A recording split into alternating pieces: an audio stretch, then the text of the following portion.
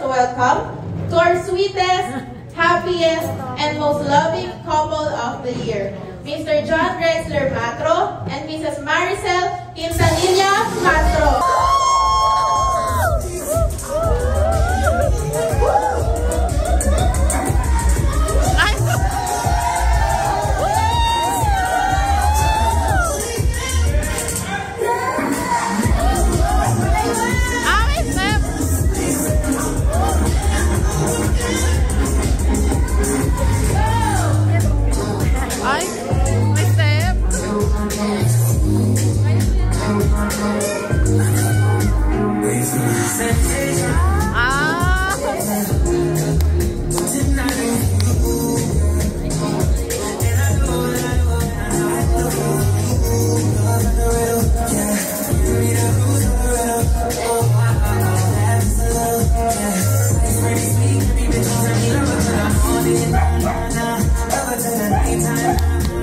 Dr.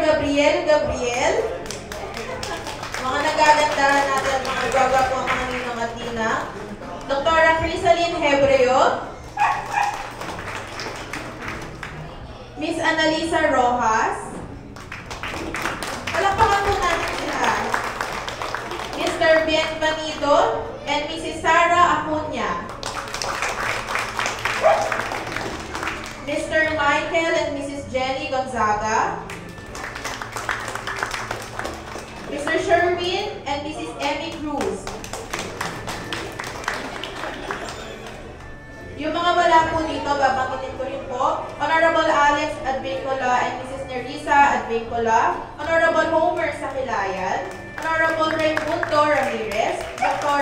Marydel Agarin, Attorney Martin C. Huco, Mrs. Anedeline Magsino, Mr. Erwin Ace Navarrete, Mrs. Apolonia Tolentino, Mr. John Robert Aman, Mrs. Joanne Matro, Mr. Romeo Manalaysay, and Mrs. Chris Manalaysay. Okay, kamusta naman ang inyong wedding ceremony kanina?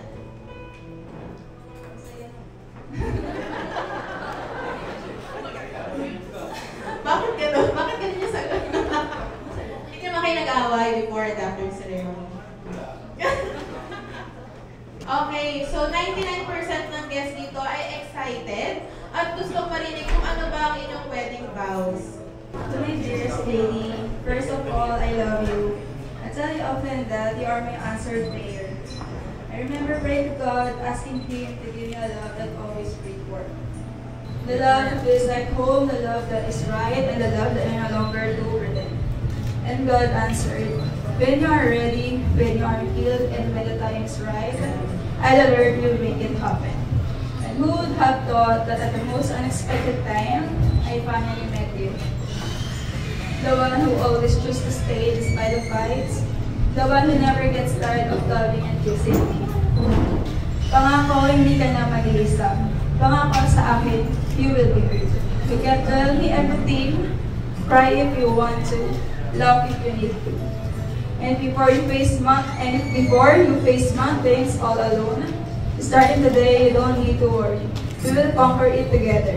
Lagi mo tatandaan, pipiliin kita kahit sa pinakamagulong sitwasyon. Araw-araw kitang pipiliin at araw-araw kitang mamahan.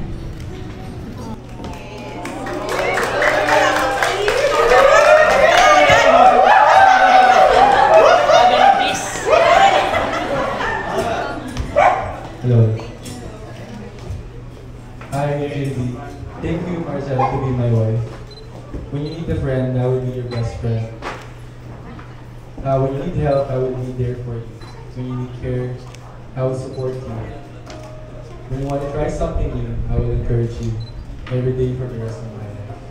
I vow to always protect you from harm, to stand with you against all your troubles, and to love you till the day I get old.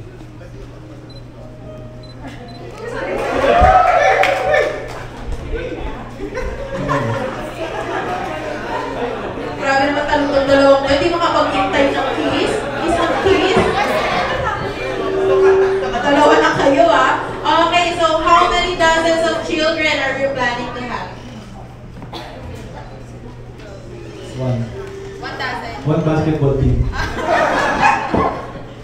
Okay, so so dahil gusto mo ng isang basketball team, syempre kailangan patunayan nyo yan. Magkakaroon kayo ng 10 seconds na kiss. So I would like to everyone na sabay-sabay tayo magbilang. Hanggat hindi sinasabi yung 10, hanggat hindi tayo mabot ng 10, hindi kayo mag-visualize. Okay? Ready na ba kayo, guys? Okay, 1! 1! 1, 2, 3, 4.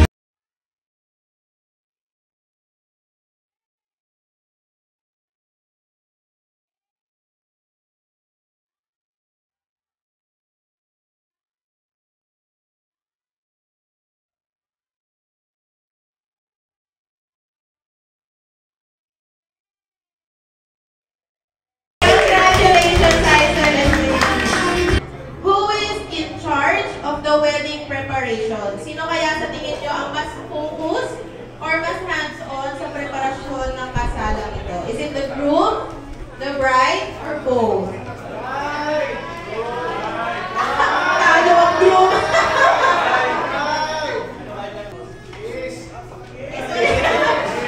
At the word kiss. Ako yung mas nag-prepare. Siya kasi tagubayad. Okay, so let's kiss. Okay, question number 2. Who chose the honeymoon location? Is it the bride, the groom, or both? Sino po ang mga sagot na bride, groom, bride, groom. Sa taas, lahat groom. Sa baba, lahat bride. So, sino ang saan muna ang location? Hindi namin kayo susundan. Okay ba? LU. LU. Oh, wow! Tapos wag mo yan. Wala. Sino nag-decide? Ako nagsabi sa ano. Sabi ko muna Baguio, then sabi ko, doon nyo na muna, tapos pabalik. Ah, so tig-isa kayo ng lugar. Okay. Panalo kayo lahat. Kiss ulit, kiss.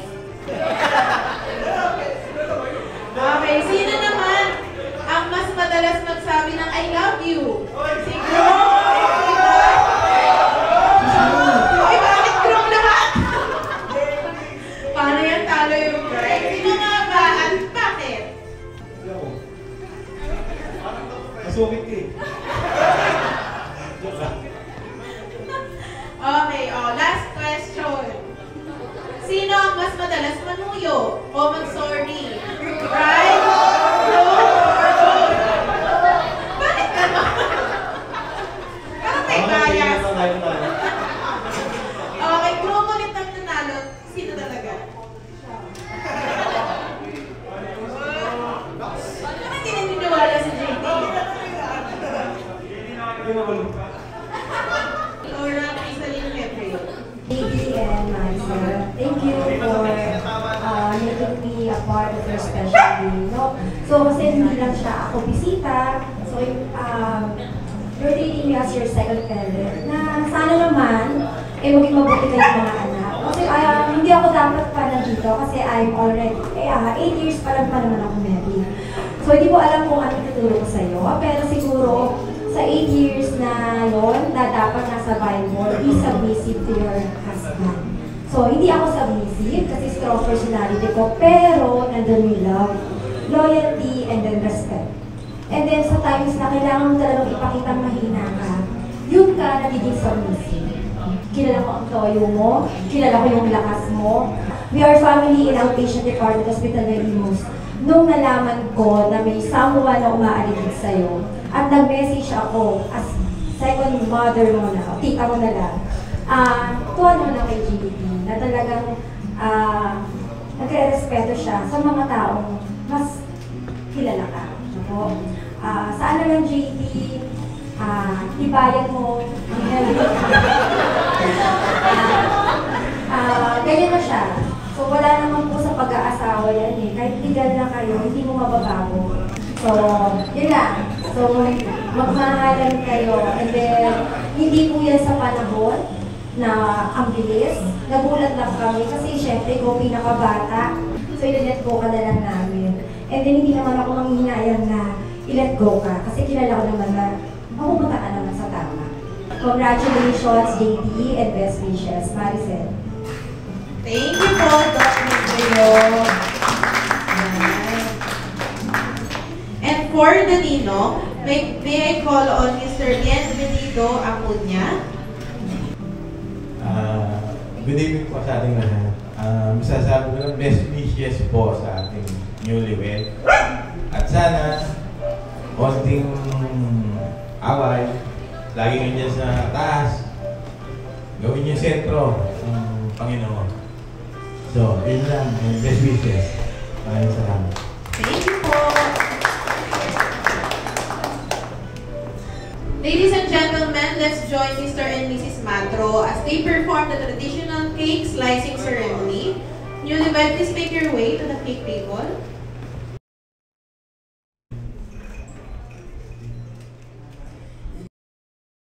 Okay, hindi tayo magsusubuan. Hindi mo kayo sama. Ayan. Nanginginig ka pa. Congratulations!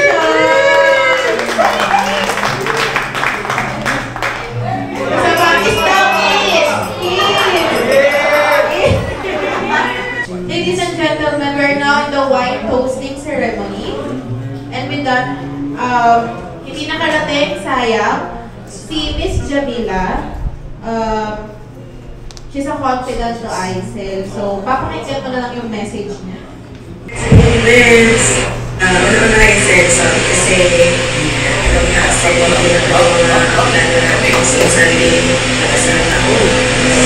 Ngayon, advice sa inyo dalawa is sana mag-share your face and sana din natin mag-mga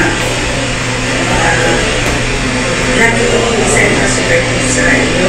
Siyempre, dalawa kayo mga dyan sa patuloy sa kapatid. Dalawa kayo dapat tumukan sa mga sunukan. Kahit di pa ako kasi siyempre, sa mga kapatid natin, communication is nakikita. Panaman, pag-usapan ninyo na yung asa sa tropa o kahit kanina nasa dapat desisyon sa buhay sa mga plano. Dito naman din kami para sa ukurta, pero yung parang mas kayo. Ayun lang, sana magmasaya kayo sa inyong buhay sa journey. God bless. Sayang, may sakit si Jack. So, well, let's call on Jasper. Jasper is JD's close friend since high school. They treat each other as brothers, and JD describes Jasper as a one-call-away friend.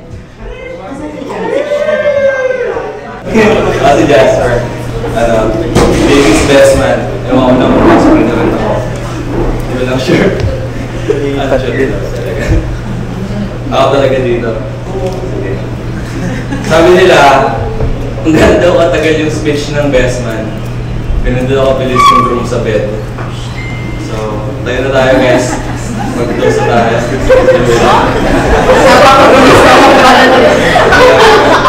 Na-joke lang. Usually, apat kami. Si Dane, si Kyo, Kata. Ewan ko ba't kasama to eh. Pero minsan, yung friendship namin nito parang mali eh. Parang mali na eh. Hindi ko rin mawala. Minsan, niya ako sa kanila, walang tao. Tulog lang kami magkatapay. Weird shit, gago. Anyway, naalala ko yung naabot kami mas madaling araw. Ay, also. Naabot kami na madaling araw, kakaswipe niya sa yellow. Puta na. Ewan ko ba? Grabe ka, 7 p.m. to 2 a.m. Nakakantindi mo ba? Tapos, naalala, nag-aasahan kami tatlo kasi nung una ikakasal sa amin tatlo. Lagi nagsasabi si Dane. Kasi, ano naman, no? Kaso sabi niya, lagi siya huli. Kaso parang pabaliktad na, nakabahan na tuloy ako eh. Ako nasusunod na ito. Pero zero boys, at dami-dami mong nasaway ko po tayo. Hindi naman pala doon nakikita yung papakasalan mo eh. Sa Facebook pala, mapagkamala ka pang pasyente magiging inquire.Ag-raise mo kasi. Hindi, konting backstory lang. Si JD, may iba yung tulong sa akin para bigyan nila ng second chance. Parang sa yung Maricel. Doon na ito na parang effective ko yung Mars man. Bigyan mo yung tropa. So best tanong sa akin si JD para daw manligaw. Okay na mo. Dahil mo kinausap, di ka marunong manligaw. Kaya kaso tayo na kahit ako, di rin ako marunong. Sanay kasi tayo nililigawan talaga. Diba? Ganun talaga eh. Hindi, ito seryoso.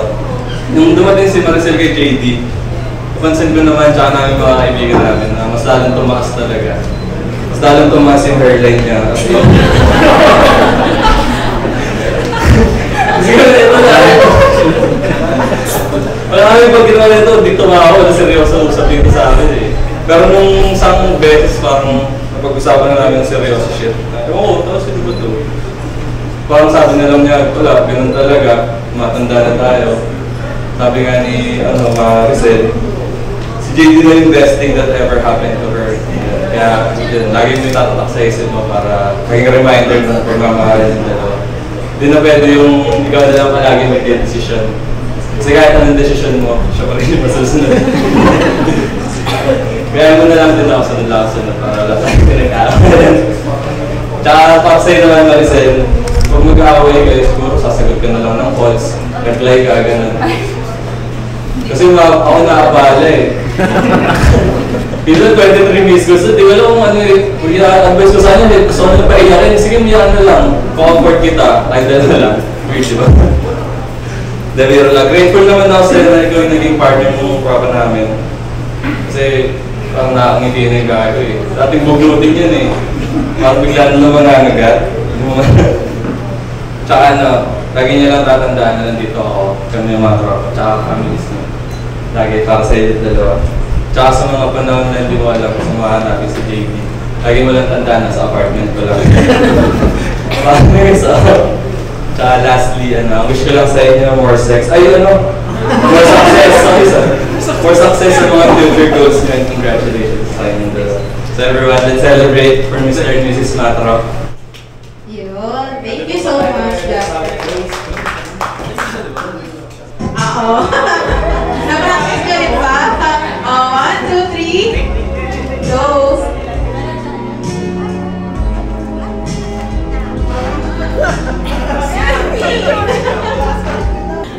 Okay. Walang kiss? Oy! Ladies and gentlemen, may I call on Trixie to lead the prayer. Heavenly Father, our hearts are filled with great happiness in this wedding day of John Drexler and Maricel. They come before you, giving each other their hearts and lives. We thank you for the love that brings us together and ask for your blessings upon this occasion. May this place be filled with laughter, warmth, and cherished memories. Bless the newlyweds as they embark on this journey together, and as well as the union with love that grows stronger with each passing day through every challenges. In the name of the Father, the Son, the Holy Spirit. Amen. Thank you, Ms. Trixie.